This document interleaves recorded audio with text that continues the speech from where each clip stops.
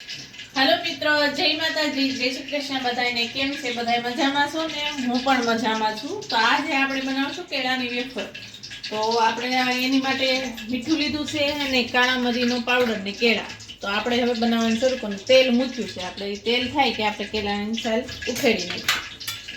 तो आपणे केळा लीधा छे अने आवी रीते आम सुधार नाखीशुं। આપણે સાલ બધી ઉખેડી નાખીએ ને ત્યાં તેલ આવી જાય એ માટે જો એકદમ કાસા કેળા લેવાના ને તો આપણે મસ્ત બને। જો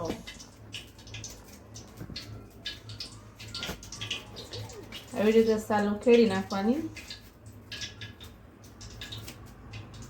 માર્કેટ કરતા સારી આપણે ઘરે બનાવેલી હોય ને તો ને બધાને આવડતી રહે। કોઈ અલગ અલગ, કોઈ પાણી નાખી થોડું મીઠાવાળું પાણી નાખીને પાડે, કોઈ એમ અંદર મીઠું નાખીને। જો આપણે હવે આ તેલ થઈ ગયું છે એમાં આપણે મીઠું નાખી દઈશું તેલની અંદર।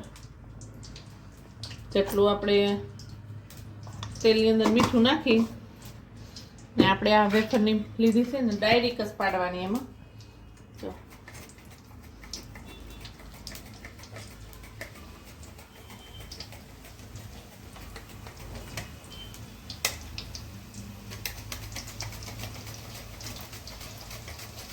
આવી રીતે આમ આપણે પાડી દેવાનું।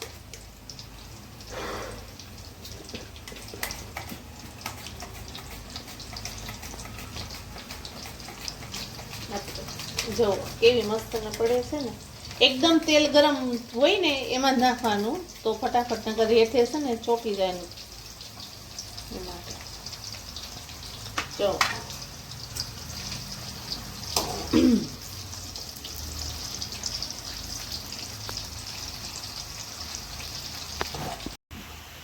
જો આપણી વેફર એકદમ ક્રિસ્પી થઈ ગઈ છે ને તળાઈ ગઈ છે। હવે આપણે એને બહાર કાઢી લઈશું। બધી વેફરને બહાર કાઢી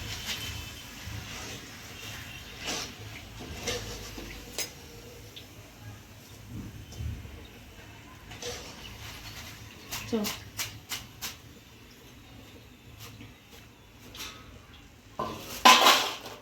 અવાજ આવે ને। બધી વેફર બહાર કાઢી લીધી છે। હવે આપણે એની ઉપર આ મરી પાવડર પકડાવી દઈશું। ગરમા ગરમ હોય ને એમાં લગાવી દેવાનો એટલે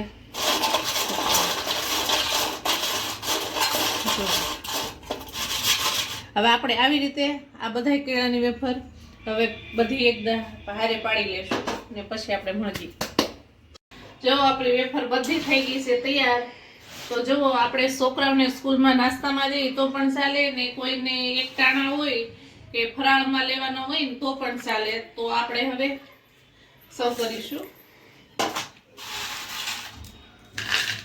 જો ને અવાજ કેવો આવે છે? જો એકદમ ક્રિસ્પી થઈ ગઈ છે। જો જો જો તમને મારી રેસીપી સારી લાગી હોય તો લાઈક કરો, શેર કરો, સબસ્ક્રાઇબ કરો અને કમેન્ટ કરો। તો તમારે હવે કઈ રેસીપી જોવી છે એની કમેન્ટ કરજો મને ને જો તમને મારા વિડીયો સારા લાગતા હોય તો સબસ્ક્રાઇબ કરજો। ભલે આપણે બીજી રેસીપીમાં મળશું।